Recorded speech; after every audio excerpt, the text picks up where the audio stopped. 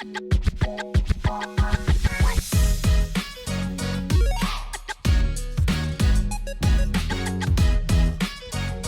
everyone, and welcome to the show. I'm James, that's Katie, and of course that makes this the first ever episode number 9 of Cloud Control, the gaming podcast that's not just good, it's good enough. How are you, Kate? Welcome back for another great episode of the show. Yeah, it's good to be here. Just the two of us this time. We had a really fun Pokemon guest on last episode. But we've got some cool things happening. There's been a fuck ton of trailers recently. I know, and I feel like they're all across the board too. It's like there's some games, there's like Yeah. Callisto stuff coming out, and then it's like, wow, the Last of Us HBO trailer, which we're watching today on the show. Mhm. And then it's like, wow, the Game Awards are coming up. We're probably gonna get like a ton more trailers. It's going to be like a lot of good stuff to watch. There was the new Mario trailer for the new Mario Mhm. movie that actually looks incredible, which It I think we does. talked about the first one that came out on here, but there's a second one which I think is an even You better know what? trailer than the Let's first do it. Let's one. call it audible. Let's watch back-to-back trailers on this episode. Let's do Last of Us then Mario. Why not? Okay, deal, I'm in. Okay, cool. So that brings us into the topic of the show, everybody, which of course we're now watching 2 trailers and we're going to react to them right now. We've not seen them before. Surprise! So it's going to be The Last of Us HBO. The new trailer came out a couple days ago, followed by the Mario movie's second trailer. I'm excited now. This is going to be great. And then we both brought another topic to talk about later as well. Kate watched another movie, and I did bring a game. You know, I figured we should balance it out as for at least one of us to bring a game. We're So legally obligated to at least bring one, so that's you've right. got us covered. That's right, exactly. And so without further ado, I guess we'll just get right into the show and start off with this excellent trailer, which I don't know about you. Like, we've talked about this on the show before, but I am just so excited to see what this Last of Us show is when it comes out. I'm so ready for it. Me too. And neither of us, I believe, as far as I know, neither of us have watched this trailer. We've saved it for today, No, I so saved it. this is a genuine first Well, impression. it popped into my mind this morning, and I was like, "Wait a minute! Now we need it. We need something to talk about on the show today. So why not line it up?" Okay, so are you ready to watch it? Everyone, obviously, this is better as video content. You can watch along with us, but if not, here's some sound effects and our gasps, audible gasps of excitement. So, 3, 2, 1, here we go now. If you don't think there's hope for the world, He looks good. Man, this setting looks incredible. It's just like the games with the overgrown So you don't know. like, vines and Keep going for forestry and family. stuff. I'm not family. No. Your cargo. So heartless. That is scathing. Why are That you will so change. important? Somewhere out west. They're working on a cure. I think what really impressed them was the fact that I didn't turn into a monster. If she so much as I'm twitches, not sure, don't. but the settings look amazing. Okay. They do. They look just like the game's locations do, like the overgrown roots and like the vehicles with all the like just bush on top. I'm taking you with me. Yeah, like these outdoor shots specifically, they're Say what I incredible. say. The grimy like Got any advice? nature of it, you know. Best way west? Yeah. Go east. We got snow too for the end of the game. You come this far, then you know what's out there. You're not gonna scare us. Scared him?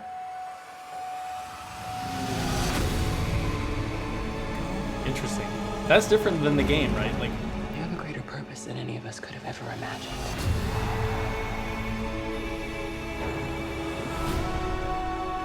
Be careful who you That put was the your faith DLC, in. that little patch. yeah. Oh, and those are the brothers that you meet You wanna be her briefly. father? Oh Right, god, right. I don't You're have to go someone's- through that again. Yeah, I know. Oh my god, that's like the worst part of the game. You trust me?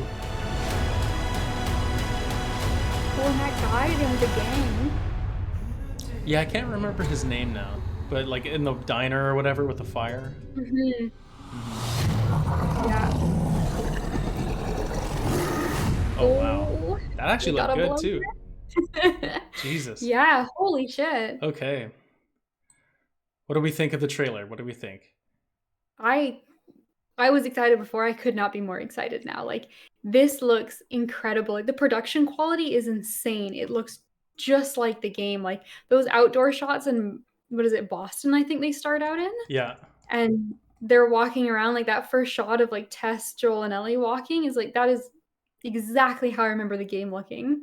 I totally agree, and like I'm there, it's so accurate to the game that I really just hope that Pedro Pascal, Bella Ramsey, they have their knees are intact after shooting. They're going to be squatting for so long, gathering supplies from cupboards. Like they're going to need some knee pads or something built That's into their right. costumes. That's all Right, I'm going to say. I hope you can carry enough scissors around, like, at least 13 pairs of scissors. And just imagine Pedro on set. He's like, "Oh my god, if I have to swim and push another fucking wood pallet around, like." You know, what's funny is they had that one scene where Ellie was walking across that little, like, bridge between the buildings. I was like, that's exactly the kind of, like, dumb, like, wooden, like, lift you'd put down in the game to walk across. 100%. It's so accurate. But you 100%. know what? It looks good.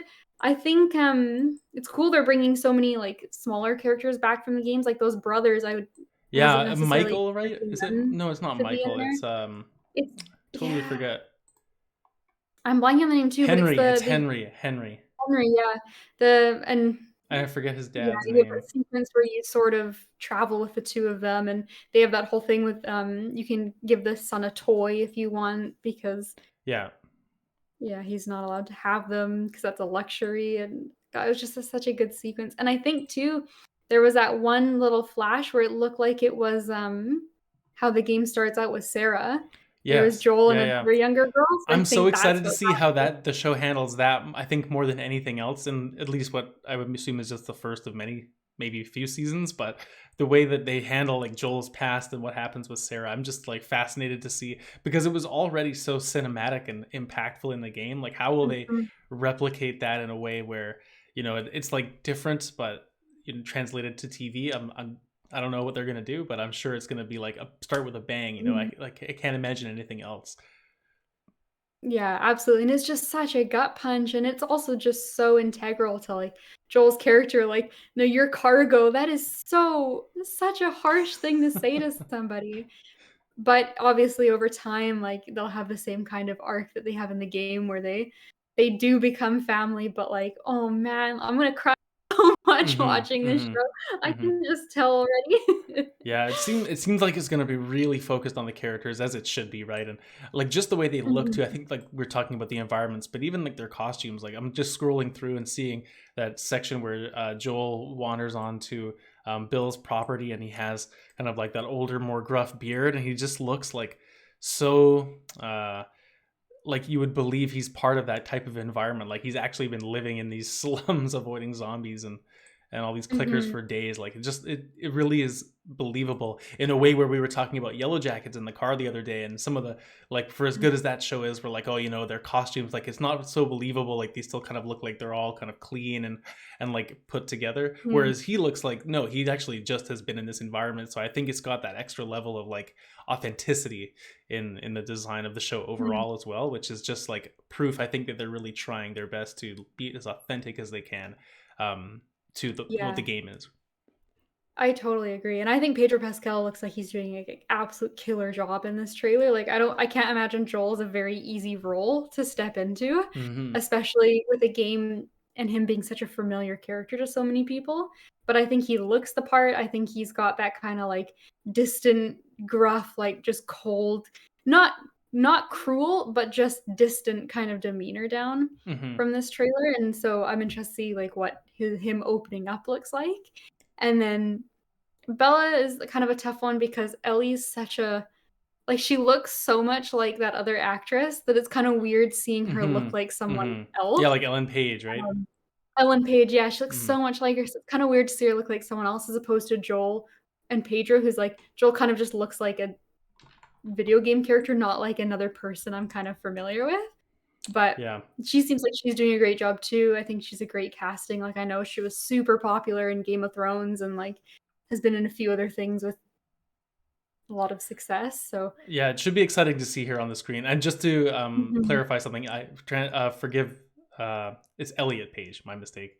Of course, Yes, yes, don't that's want to right. make a mistake on that. That was something we should correct. So, Okay, so that was the first trailer, I guess. Man, I just think I don't want to see any more now. I don't want to see any more surprises. They teased the one little monster. I agree. I actually think if they release another trailer, I don't think I'm going to watch it now. I want more surprises than anything.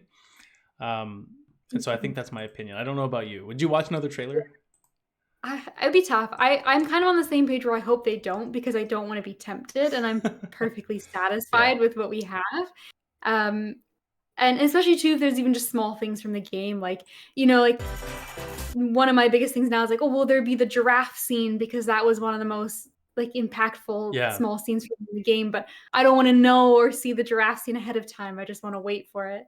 So yeah, that's what I'm like too. Kind of good. And I'm excited to see too if they include little things like Ellie being interested in comics, for example, like the way she was so interested in the game to read them as like a relic from the world before the pandemic, and like how her connection, and she learned things about the world through that. Like, will that still be the way that she learns that information, or how else will it look? I hope so, because I think that was a really interesting detail, is like the juxtaposition of Joel being someone who knew life before the infection, and so he's jaded because he knows what he had to give up, and he just wants life to go back to what it was, whereas Ellie doesn't really know any different, so she's still kind of got like she's got more of like an optimism about the world, because for her it's more normal. And so those two like clashing on that like life experience kind of way is a neat part of their relationship. So yeah, I hope so. The comics were cute, and like, there's scenes of her trying to read them to him in the car, and it's just like a nice humanizing element. Yeah, exactly. I'm also, just as a side note too, I'm interested to see a relationship like this coming right off of God of War, because they're very symmetrical in the way of like younger child learning to live in a very difficult and tumultuous time frame in their life, and like, the possibility of death and all this stuff, and relationship bonding and whatnot. So it's going to be fascinating to watch that contrast as well. Okay, let's watch Mario. Speaking of contrast, it's The Last of Us. Just one last thing I want to shout out before we start Mario. I just got to say, and we mentioned it before, but just to really hammer home, like, goddamn, the clickers look good. Yes, they do. Like, holy shit. Please don't show us anymore, because they're supposed to be really scary. But oh my god, do they look good. I don't expect the show to be overly scary. I expect it to kind of be like Walking Dead sort of tones, but I bet you here and there throughout the episodes there's going to be a few little nasty jumps, I would imagine. I mean, the game had some too. Like, it was tense sometimes. 100%. Okay. Nintendo time. Here we go on 3. Do you have a trailer open, Kate, to watch there? Okay. Here we go. 3, 2, 1. They always do that with like the theme songs of these movies, like 3 little notes really slowly with a piano type of music. Then it all builds up. This is already a very different vibe than The Last of Us. I love the classic stage. Oh my god, okay. Not sure if you know who I am, but I'm about to rule the world. I love Bowser. Wow, He's gonna be the best. Yay! But there's one problem. There's a human. Yeah, I like how he's not like overly goofy. Do you think I know every human being with a mustache wearing an identical outfit with a hat with the letter of his first name on it? Because I don't. Bowser is coming. You and I were talking about this before. I like how it's so interesting, and like I think it's such a nice change up that Luigi is the one in trouble and like Peach is part of the rescue team this time around. No problem. Yeah, I agree. She gets to be a character a little bit more. Come on, Mario! Our big adventure begins now! Ah! Get it up! Get it up! Get it up!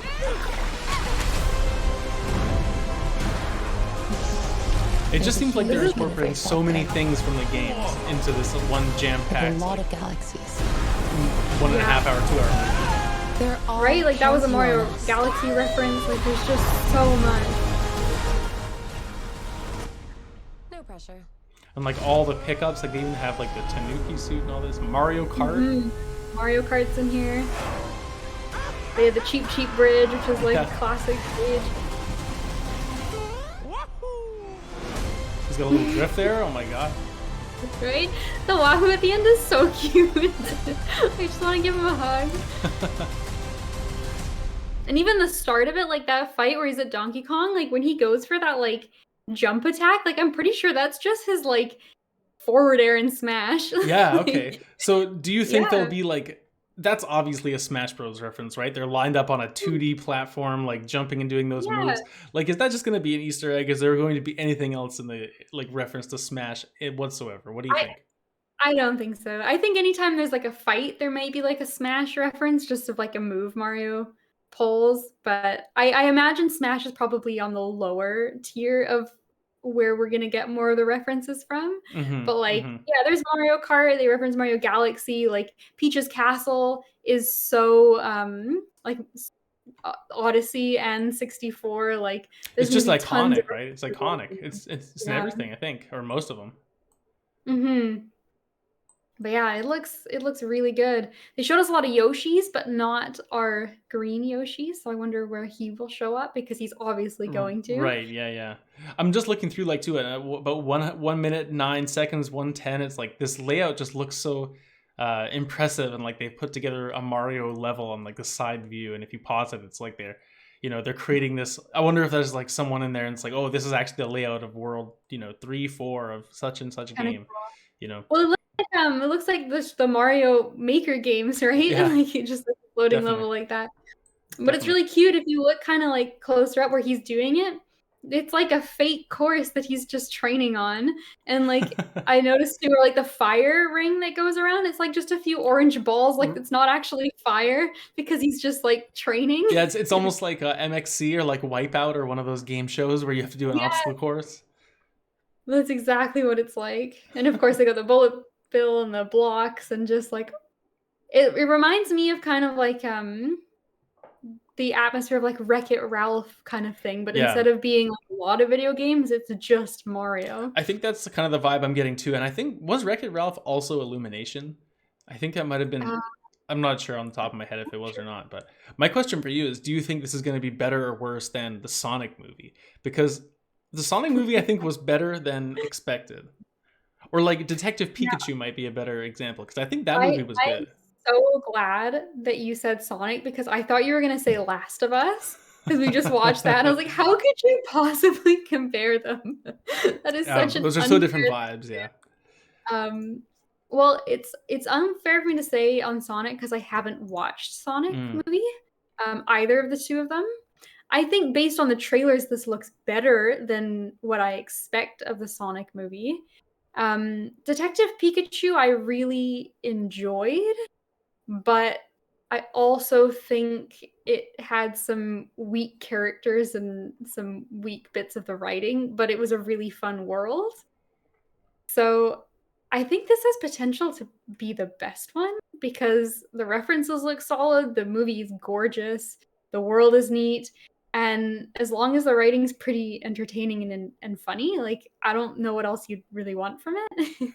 I agree. I'm almost expecting this to be like sort of Mr. Bean style comedy where Mario doesn't have a lot of dialogue, but is kind of more like physical humor with some obviously funny writing going on around him, like the rest of the characters. I think like Charlie Day as Luigi, and like I'm sure Bowser's just going to be hilarious somehow as Jack Black and all this stuff. So right, and isn't one of Key and Peele playing Toad? Yeah, he's one of the Toads, or maybe all of the Toads. I'm not too sure, but at least that main Toad that's gonna like go around with them. Yeah, exactly. So yeah, it should be good. I'm excited to see this. We'll definitely, I think we've said before, but we will talk about this movie on the show, undoubtedly, when it comes out. So I guess, Kate, we'll switch topics here to something that you wanted to talk about today, which is a movie. I'll let you take it away. Yeah, so I'm keeping with the kind of TV movie show trend right now, but this one's also kind of topical.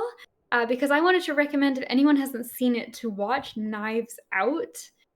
This movie came out in 2019, but the sequel, Glass Onion, just was released. Right, so you rewatched this in preparation for Glass Onion? Yes, exactly. So I've yet to watch the sequel, but I recently rewatched Knives Out. And this is a testament to how good of a movie it is that I think it's better the second time you watch it than the first time, which is extra impressive because it's basically like a whodunit mystery film. And they don't make tons of those anymore, for whatever reason. Yeah, it's I quite really love rare. the genre. Yeah, I love the genre, but aside from adapting Agatha Christie books, they really just don't make them. So Knives Out is a totally unique one, and it's got like an absolute all-star cast. Like Jamie Lee Curtis is in it, Chris Evans, Ana de Armas. There's just so many. Daniel Craig is the detective who shows up. He's got like Daniel Craig with a southern drawl. And he's like, he just says the craziest shit in this movie. He's like, oh, I don't come to like solve anything. He's like, I just merely observe and I love his find the accent in the terminus first of the movie. rainbow. I love his accent. It's like He's almost so so corny great. that it's funny, but somehow he pulls it off and actually makes it like a really interesting trope of his character. Like, how much do I like his character, and how much is it just that I like the way he talks? I don't know. I think it's both. I think it's like they complement each other. But it's really good. I obviously don't want to spoil it because it's a whodunit, so it really keeps you on your toes, kind of guessing what's going on and how the movie's going to end. But it sort of follows. There's a the father of the family. He's relatively old. He's extremely wealthy and has a bunch of spoiled, rotten children and their families. And they're all, of course, in one place for a celebration, and no one else really like goes in or out of the house. And he ends up dying in a slightly mysterious way. And of course, it's like, well, all of them have motives. Who could have done it? Who was the murderer? Everyone kind of has an alibi, but it's not perfectly airtight. And so it kind of sets itself up like that as your classic whodunit murder mystery. But then it really subverts itself. I would say like a quarter of the way into Yeah. the film, some really unexpected things happen, and then you're sort of unraveling like a second mystery on top of what you perceive the original mystery was. And then of course there's the big culmination at the end where the movie like spells it out exactly what went down.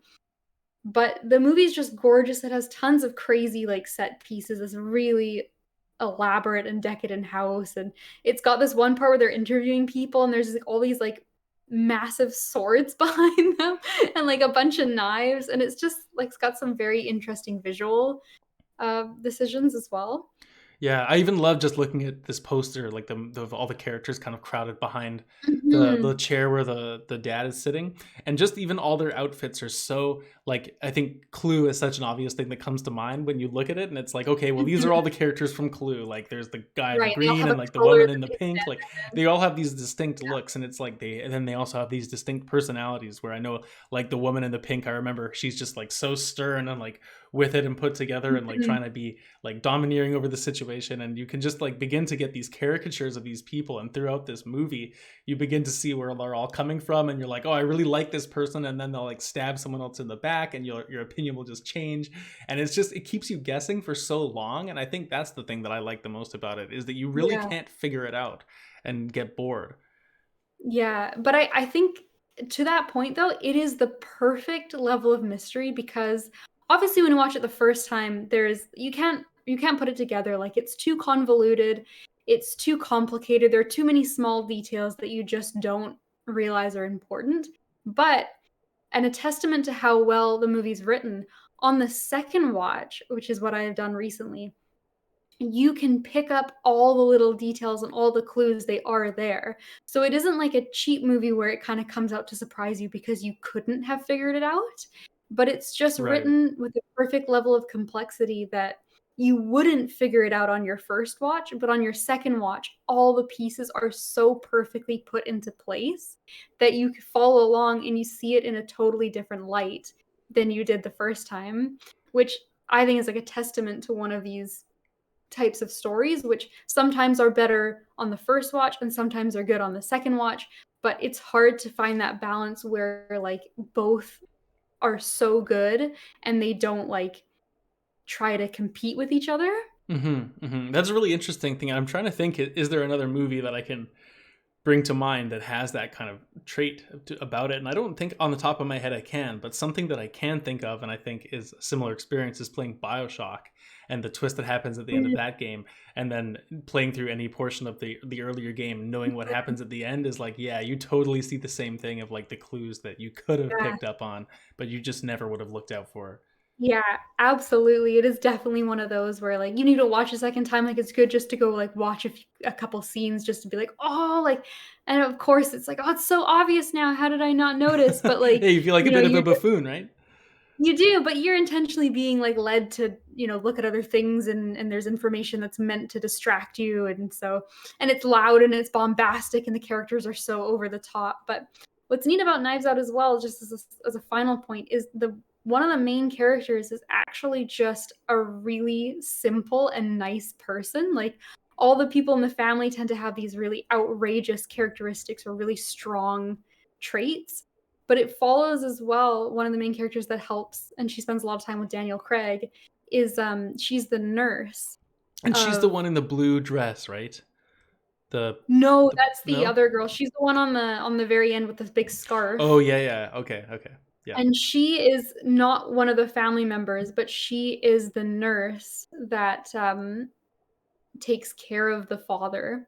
And so has spent a lot of time with him and built up a relationship and was kind of like, he saw his family, but maybe not the rest of the family so much. And her trait is basically she's just a really kind person. And so she's kind of juxtaposed against this outrageous, greedy, horrible family. And she's, she's gotten mixed up in all of the drama and the politics that are going on. And the movie kind of has a bit of a message too of like her being a good person in comparison. And it has a little bit more of a dialogue of what it's trying to say about the morality of truth and various things like that. Like it's not just surprise and shock and trying to guess, but there also is like some deeper meaning written to it as well. So I cannot recommend. I would say this is honestly one of the best movies I've ever watched. I love Knives Out so much, and I hope the sequel is at least half as good. We'll see. I am totally with you. I wish that I had watched this in theater. I wish I had watched The Glass Onion in theater while it was out there. And unfortunately, I didn't make it out in time. And I, you know what? It's just on me. I even knew that it was a timed thing, and I just didn't make the time. Mm-hmm. And now that we're having this conversation, I regret it. Yeah, me too. It was 1 week exclusive, and I just happened to have like one of the busiest weeks of my life that week. Yeah. So what can it didn't end up working. What can you do? We got snow here too, so that was tricky to navigate. But exactly. And you know what? Because of the snow, that means I got to stay inside and get addicted to a new video game. Kate, let me tell you. Oh my God. Let me tell you about Vampire Survivor. Now, I just sent you a video because I'm playing a video alongside of our conversation here for anyone watching along. And I started at about 1:30 just into some gameplay. Mm-hmm. Because this game is really just visually pleasing is the number one thing that I love about it. It is like visual therapy, everybody. There is basically no story to it. And it is just a roguelite kind of shoot 'em up game. You're dodging, you are getting flooded. Your screen is like 2D, top down, sort of pixel art, like an old classic NES game, and you are just avoiding like swarms and hordes and masses of enemies that are coming at you. And the whole thing is themed very like vampires, ghosts and ghouls sort of thing. I remember actually someone telling me, and I should have verified this, that a lot of the sprites in this are actually like palette swapped and slightly edited Castlevania sprites from like some of the old games. You know what? What's funny is I can't confirm or deny that, but just watching this video, that's exactly what I was thinking. I was like, oh, it's so Castlevania, but it's also like the axes and the whips. Yeah, exactly. The axe and the whips. It's at least Castlevania inspired at minimum. Yeah, exactly. But it is just such an addicting game. Like you start off and you are just basically placed in one of these levels and you are playing as this guy. There's a lot of different characters and they all have different weapons and kind of specialties. But this guy you start off as is the guy that is in this video right now. And he starts with the whip, which is the first weapon you get to use, and it kind of just whips in front of you. And it doesn't happen when you press a button. The only thing you do to control this game is move your character around, and everything else happens sort of on a cooldown, and then it will activate automatically. So you're sort of running around trying to hit guys with your whip, and then when you kill the guys. Sometimes they drop the blue orbs on the ground, which are your experience. Collect enough and you'll get to level up. So you'll either get to like a random choice of 3 things, which is picking up a new ability or an item or something, or leveling up something you already have. And so as you go, you're just accumulating like more and more things on the screen. You'll see like this guy now has a whip and he's got some like throwing stars and some axes. And so now there's just bullets kind of coming more and more. And it just builds in such an excellent way. And the pacing is really surprising to me, because at the start of the game, you really kind of feel like, oh man, I don't have enough power to take these hordes down, especially if a couple of the early things you take are like a health boost or like an armor increase or something like that, or like gain some more experience if you don't take the firepower. But then later on, as you kind of get into like, surviving for 15-20 minutes, or maybe even a little bit less than that, you can just get to such a powerful level where you're becoming like the attacker instead, and your abilities are just so strong and you're just cleaning these guys out. And it is just like, raking a zen sand garden or something like that. Like, it's just the best game in the world. The Zen sand garden of literally murder thousands. Yeah, literally thousands of them. But then as you go, the interesting part too is you collect money, and then when in between the levels, you can do the roguelite thing of like unlocking new characters that all start with different weapons. You can unlock permanent boosts. So instead of having like 20% health just for the one run where you pick the item up, you can start every run with like a 20% health boost, or you can start every run with one of the best characters is this guy named Gennaro, and his ability is that he just instantly shoots 2 of the weapon that he starts with. So instead of throwing 1 knife, he'll throw 2, and you can instantly start with like an extra one of those if you save up enough money and buy that, and that's like a very helpful upgrade. So you kind of play around and find different combinations, a lot like a game, like a very light version of Hades. They don't interact in the same way, but if you do collect like certain combinations, you'll be able to evolve the weapons, and they'll get to like a certain higher stage and get even more powerful and whatnot. So there's little things to play around with and do, like, oh, one more run because I want to, collect that combination, or I want to see what that weapon evolves into. And just little nuggets to keep you coming back to what ends up being like a very deep hole of, it's a great game to listen to podcasts to, so that's been like hours of my life over the past few days. This looks like the kind of game, and I will say, like, the art and the assets are good. Like, I don't mean to say anything negative about the art, but just in terms of like being a spectator, it's just not an exciting game to spectate someone play, right? Like but it looks like the kind of thing that you could just like you said, one more run, just kind of like sink time into. And especially as that, like, I'm notorious for, having a really busy day and then having an hour and a half free at the end of my night once I've done, work, and, I've tutored my students, and I've made dinner, and, I've done all the million things I have to do. And then I have an hour and a half left in my night, and I go like, man, I really want to play God of War, but I'm just too tired. So then I play a game and like watch YouTube or something like that. And this looks like the exact kind of game that is perfect for that, like, calm down for an hour. 100%. This is exactly what I've been doing. The exact experience you're describing is this. And it's got just that level of like, of secrecy around it too. Like, there's a few levels you go through, and admittedly, like the one you're watching, this is probably like the ugliest level by quite a margin, this sort of brown library setting. Do you see how many books are in this level? This is wonderful. You're right. But I mean, there's some outdoor stages that look a little better, and like some dreamlike ones that are kind of cool. But what's interesting too is I just played, there's some bonus levels that you unlock, and I got to a certain point in one of those, and it sort of changed from a big open area into like a little hallway that I was walking down with a bunch of obstacles and weird stuff, and it's just a little like tidbit, and I'm thinking like, oh, if I do one more run on that stage, like what if I find a new character at the end of that or something, to see what I unlock, or a new weapon. So it's just really enticing. Is the best way to describe it, I think. And I couldn't recommend it more highly, especially since it's on Game Pass, everyone. It's like the classic Game Pass game of like, you probably wouldn't want to spend $20 on it, but for whatever this is right now, like it's amazing, and you have to install it. You have no choice. That's right. Once you finally kicked your Slay the Spire addiction and you need a like nighttime relax game, and you've got Game Pass, this could be a week. This could easily fill a week. Oh yeah, it would consume my life if I let it. But God of War is just that good. I have to reserve at least a little bit of time still to talk about that. But yeah, this game is great, and everyone play it. One last thing about it I gotta mention too. It's not just like a high score timer, like trying to get as far as you can, like up, and you see it's counting up for like, oh, they've survived for 7.5 minutes, 8 minutes. It maxes at 30 minutes. You actually can beat the levels. They're not just like an endless leaderboard thing. And so to me, that's way more enticing as well, because I can actually like complete the levels and I don't move to the next one until I've done the 30-minute survival and actually like Now, unlock stuff. I have a question. Does 30 minutes seem like 30 minutes seems like a long time? Do you It think does that is not. the No, right it length, or flies by. It flies by because there's sections, like I said, like I feel like the first third you're really trying to survive, like you're building up your weapons. Mhm. Then the middle one you're really like you're feeling juiced up, like you are strong, and you are basically trying to get to as high of a level as you can. So that then the last third, the last like 5 minutes, especially when you get kind of the onslaught of like Medusas start coming at you and like these centaur things, and it's Mhm. like pretty crazy. And so you really have to make sure you're prepared for that sort of final wave, as it were. And so it's a nice rhythm to the game, and yeah, I don't feel like it really drags on. I do feel like sometimes it gets a little bit repetitive, I guess, but that's because I've played for like such long sessions, because I'm like, oh, there's still 30 minutes left on this podcast, I guess I'll start another run, when I really probably should have like done something else. But yeah, that's on me.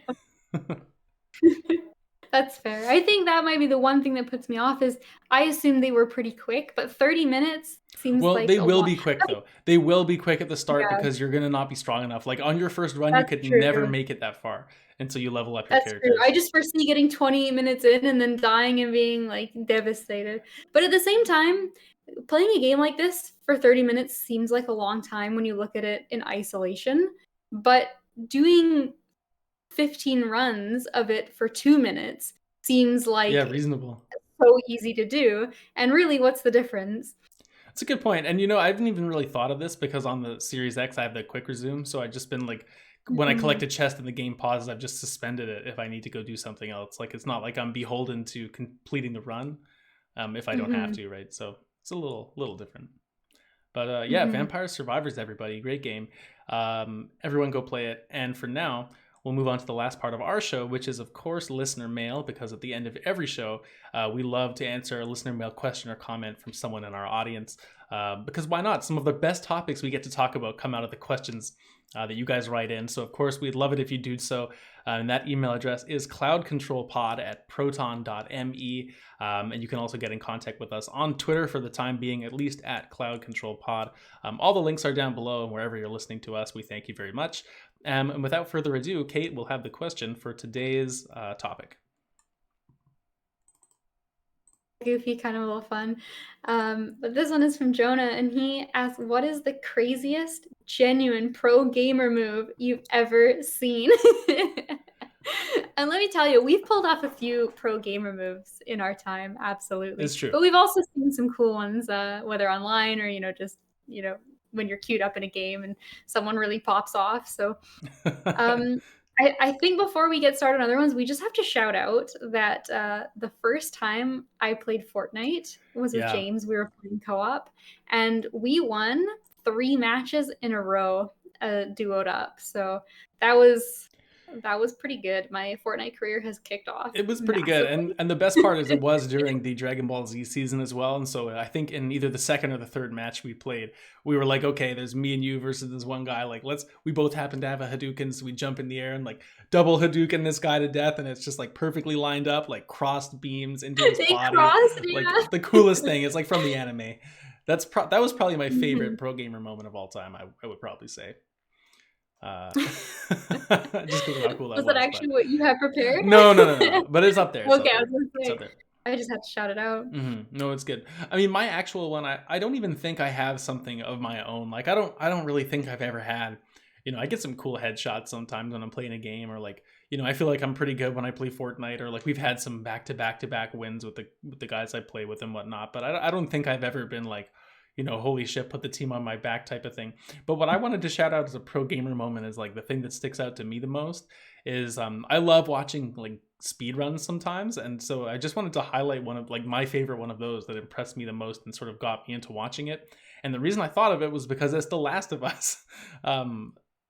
Obviously we talked about that earlier in the show, but I was just enamored watching Games Done Quick one time. And I know it's like kind of off. It's not exactly like a pro gamer moment, like in terms of like a competitive game, but just the skill with which to pull off this speed run and like execute these exactly timing like headshots and like moving around at the right time. I'll find the link to it and put it in the show notes. But the Last of Us speedrun is like glitchless. It's one of the coolest things I've ever seen someone just pull this off so mechanically to the point where it just looks like the whole game is a scripted cutscene and like there's no flaws with the way they just run through it and make it look so easy, when I know like some of those parts can be so challenging or tedious to get through without being seen, and et cetera, et cetera. So just very, very cool. And I would love to shout that out as something we don't talk about very often, which is like the speedrun community. So there you go. That's mine. But I'd love to hear yours, because I feel like you play, you'd have some interesting stories from a game you played online or something. I mean, yeah, we get those from time to time. Like, you know, I guess like we play HOTS, which has some moments, but it's not super crazy. I mean, there's times where you win a game and you're like, you know, your team got like 24 kills, the enemy got 0, and sometimes it's the other way around where you just get absolutely dumpstered. Hey, my pro gamer moment the other day was actually putting a Koye on the location that copies all your cards in Marvel Snap, so it like powered my deck up 4 times, and I just slaughtered the guy on the other 2 locations. That was really good. I recommend that wholeheartedly. My promost Marvel Snap move I've ever done was somebody hobgoblined me, and then I played Odin, and the hobgoblin like jumped back to his side, and he did quite a few emotes on that one. Amazing. So that was pretty good. The first couple things I thought of was my personal best pro gamer moment was I was recently playing Sekiro for the 2nd time because I wanted to platinum it. And since I played the first time, they have a feature now where it's like you can just refight bosses whenever you want. And so I'm about halfway through the game, and I figured, I was like, you know what, I'm going to fight the final boss right now just for fun. Like, it's New Game Plus, so I technically have it unlocked. I was like, I'm just going to fight, like, you know, good old Glock Saint Ishin and see how that goes. And I took him down on my first try and felt like an absolute badass. And then I thought about what I was actually going to say is the proest of gamers. And I remembered that there is a Twitch streamer, goes by the name of Dino. And he has now beaten, including Elden Ring, every single FromSoft game hitless without taking any damage at all. Of course he has. Of course he's done that. Not 100%ing the games, but like doing all the mandatory bosses to get just to credit. be clear, when you say FromSoft, you mean like Souls Forward, or are you talking like the retro FromSoft stuff? Souls Forward. Okay. Demon Souls through Bloodborne. Because that's still ridiculous, obviously. That is outrageous. So that's crazy. And I'd shout that out as probably the coolest thing that I know in terms of like skill. But the last thing I wanted to eventually build up to was the ultimate in FromSoft. And I saw this today, so I just happened to be watching it at work, and it was so funny and perfect for this question. So there is a YouTuber, his name is Zero Lenny, and he's a really fun guy. And he has a couple videos where he's found like old IGN guides from when the games came out, like before people had like YouTube guides and tutorials and things. And so it's like the OG like IGN like came out a week after the game, like someone at IGN rushed to beat it. And the guides are so incredibly like scuffed, like some of the stuff is completely untrue, and so it's like just bad tactics. Like wow. One of the ones, the Bloodborne one, has a part in the DLC where the guy is like, I actually don't know where to go, I'm kind of lost, so just figure it out. Like that's in the guide. So that's kind of the quality we're working with. And so he played the Demon Souls like remake, following the like OG from like PS3 Demon Souls. And the final boss of that game is considered by far the hardest boss in Demon Souls. His name is Old King of Land. He's an absolute badass. He has a move that if he hits you with, he actually reduces your level. Wow, that's sinister. Total badass. You can get it back, but like it will de-level. He can potentially de-level you in the fight. Like he's a total badass. Holy this guy. Shit. But the guide suggested this cheese strategy, and I watched it work, and it's the most stupid gamer move I've ever seen, where there's an item you can wear called the thief ring that makes you harder to detect by enemies. So if you put the thief ring on, old King Alant can't, and you just kind of hide beside the door, the boss arena when you first go in, he can't find you. So he walks a little bit towards you, doesn't see you, and then turns around, and then he just stands there. So I watched, based on the IGN guide, which we thought was going to be absolute bullshit because so much of the rest of the guide was. So you wait for him, he turns around, you sneak up with a thief ring, and then there's a spell called Poison Cloud. And what that does is it basically just like puts some poison out around you, and it does like 10 damage a second or something like that.